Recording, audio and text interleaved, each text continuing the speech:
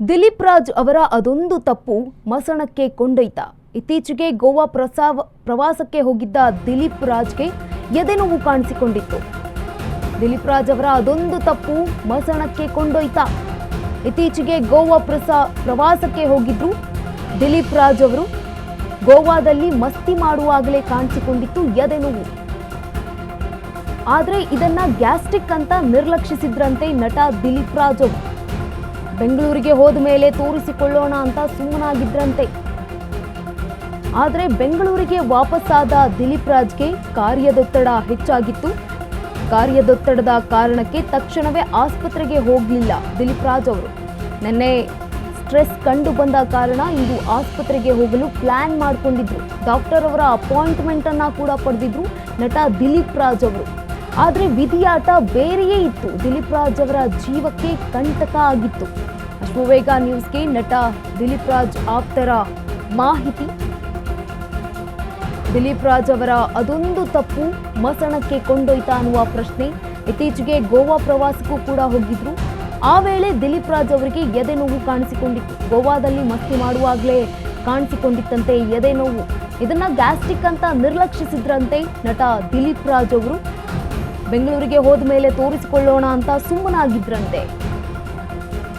ಆದರೆ ಬೆಂಗಳೂರಿಗೆ ವಾಪಸ್ಸಾದ ಬಳಿಕ ದಿಲೀಪ್ ರಾಜ್ ಅವರು ಕೆಲಸದ ಕಾರ್ಯದಲ್ಲಿ ಕೆಲಸ ಕಾರ್ಯಗಳಲ್ಲಿ ನಿಮಿತ್ತರಾಗಿದ್ರು. ಆ ಕಾರಣಕ್ಕೆ ಆಸ್ಪತ್ರೆಗೆ ಹೋಗೋದಕ್ಕೆ ಸಾಧ್ಯ ಆಗಿರಲಿಲ್ಲ. ನೆನ್ನೆ ಸ್ಟ್ರೆಸ್ ಕಂಡು ಬಂದಂತಹ ಕಾರಣಕ್ಕಾಗಿ ಆಸ್ಪತ್ರೆಗೆ ಹೋಗೋದಕ್ಕೆ ಪ್ಲಾನ್ ಅನ್ನ ಕೂಡ ಮಾಡ್ಕೊಂಡಿದ್ರು.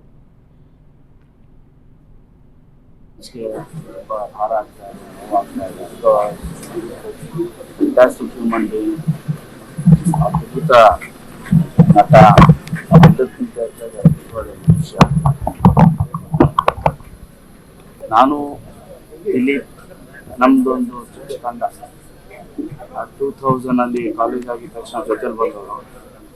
ದಿಲೀಪ್ ಕೂಡ ಥಿಯೇಟರ್ ಇದ್ದ, ನಾನು ಕೂಡ ಒಂದು ಥಿಯೇಟ್ರಲ್ಲಿ ನಾಟಕಗಳನ್ನ ಮಾಡ್ತಿದ್ವಿ. ಸೊ ನಮ್ಮ ಇಡೀ ತಂಡದಲ್ಲಿ ದಿಲೀಪ್ ಅವ್ರಿಗೆ ಫಸ್ಟು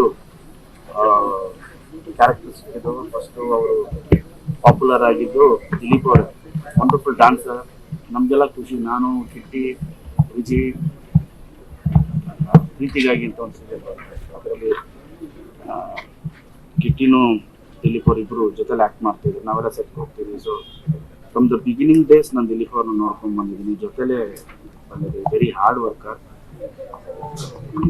ಇನ್ನು ಚಿಕ್ಕ ವಯಸ್ಸು 48 ವರ್ಷಕ್ಕೆ ನಮ್ಮೆಲ್ರಿಗೂ ಶಾಕ್ ಆಗಿದೆ. ನನಗೆ ಬೆಳಗ್ಗೆ ಕೇಳಿದ ತಕ್ಷಣ ಇದು ನಿಜಾನ ಸುಳ್ಳ ಶಾಕ್ ಆಯಿತು ನನಗೆ.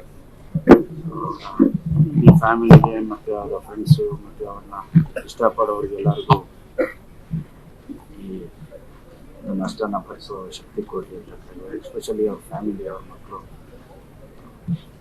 ಸ್ಟ್ರಾಂಗ್ ಆಗಿರಲಿ ಅಂತ ಹೇಳಕ್ಕೆ ಇಷ್ಟಪಡ್ತೀನಿ. ಇದಕ್ಕಿಂತ ಜಾಸ್ತಿ ಹೇಳೋಕ್ಕಾಗಲ್ಲ. ತುಂಬ ಕಷ್ಟ ಆಗುತ್ತೆ. ದಿಲೀಪನ್ನ ನಾನು ಕಾಲೇಜ್ ದಿನಗಳಿಂದಲೂ ನೋಡಿದ್ದೀನಿ. 1 ವರ್ಷ ಪಾಠ ಮಾಡಿದ್ದೀನಿ ಅವನಿಗೆ, ಅಕೌಂಟ್ಸ್ ಪಾಠ. ಆಗಿಂದಲೂ ಅವನು ಇನ್ನೂ TV ಸಿನಿಮಾಗೆ ಅಂತ ಬಂದಿರಲಿಲ್ಲ. ನಾಟಕಗಳು ಮಾಡ್ತಾ ಇದ್ವಿ. ನಂದಿತಾ ಅವನ ಗುರು, ಅವಳು ಮೆಂಟರ್. ಅವಳು 1 ವಾರದಲ್ಲಿ, ಪರೀಕ್ಷೆಯ 1 ವಾರಕ್ಕೆ ಮುಂಚೆ ಇವನಿಗೇನಾರು ಹೇಳ್ಕೊಟ್ಟು ಪಾಸಾಗುವಷ್ಟು ಮಾರ್ಕ್ಸ್ ಮಾಡು ಅಂತ ಕಳಿಸಿದ್ಲು. ಎಷ್ಟು ಒಳ್ಳೆ ಗ್ರಾಸ್ಪಿಂಗ್ ಅಂದರೆ 83 ಬಂತು ಅವನಿಗೆ. ಅಷ್ಟು ಇಂಟೆಲಿಜೆಂಟ್, ವೆರಿ ಗುಡ್ ಆ್ಯಕ್ಟರ್.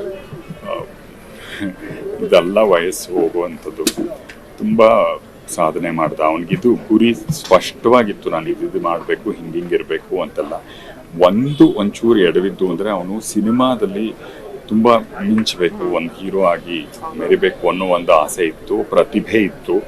ಅದೊಂದು ಅವನು ಕೈಗೂಡಲಿಲ್ಲ. ಚಿತ್ರರಂಗ ಅವನ್ನ ಕೈ ಹಿಡಿಲಿಲ್ಲ. ಎಷ್ಟೋ ಪ್ರತಿಭಾವಂತರನ್ನ ಮೂಲೆ ಗುಂಪು ಮಾಡಿದ ಹಾಗೆ ಇವನನ್ನೂ ಮಾಡ್ತು. ಅದೊಂದು ಬಿಟ್ಟರೆ ಇನ್ನೆಲ್ಲವನ್ನ ಅವನು ಅಂದ್ಕೊಂಡಿದ್ದನ್ನೆಲ್ಲ ಸಾಧಿಸಿದ್ದ.